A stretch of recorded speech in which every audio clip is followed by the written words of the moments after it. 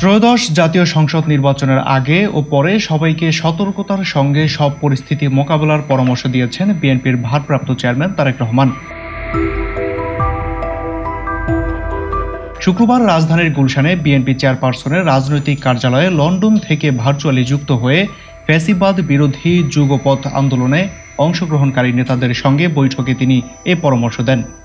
প্রথম ধাপের বৈঠকে অংশ নেন 12 দলীয় জোটের প্রধান সমন্বয়ক জাতীয় পার্টি চেয়ারম্যান মোস্তফা কামাল হায়দার, সমমনা জোটের প্রধান সমন্বয়ক ও NPP chairman doctor Fariduzzaman Farhad, LDP মহাসচিব ডক্টর রেদওয়ান আহমেদ, বাংলাদেশ লেবার পার্টির চেয়ারম্যান মুস্তাফিজুর রহমান ইরান এবং বিএলডিপির চেয়ারম্যান শাহাদাত হোসেন সেলিম।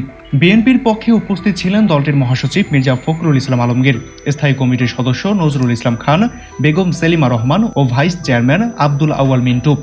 বৈঠকের শুরুতে তারেক রহমান বলেন, আসছে নির্বাচনের মধ্য দিয়ে জনগণের রায়ে আমরা বাংলাদেশকে গণতান্ত্রিক কল্যাণ রাষ্ট্র হিসেবে গড়ে তুলতে পারব।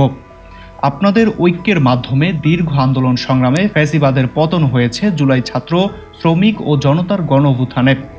বৈঠকে অংশ নেওয়া দলগুলোর নেতাদের সঙ্গে কথা বলে জানা গিয়েছে, ত্রয়োদশ সংসদ নির্বাচনকে চ্যালেঞ্জ হিসেবে দেখতে হবে। নির্বাচনের আগে যে কোনো ষড়যন্ত্র মোকাবিলায় সবাইকে সতর্ক অবলম্বন করতে বলা হয়েছে। এছাড়া রাষ্ট্র সংস্কারে বিএনপির দেওয়া 31 দফা কর্মসূচি জনগণের কাছে পৌঁছে দেওয়ার জন্য কাজ করার তাগিদ দেওয়া হয়েছে।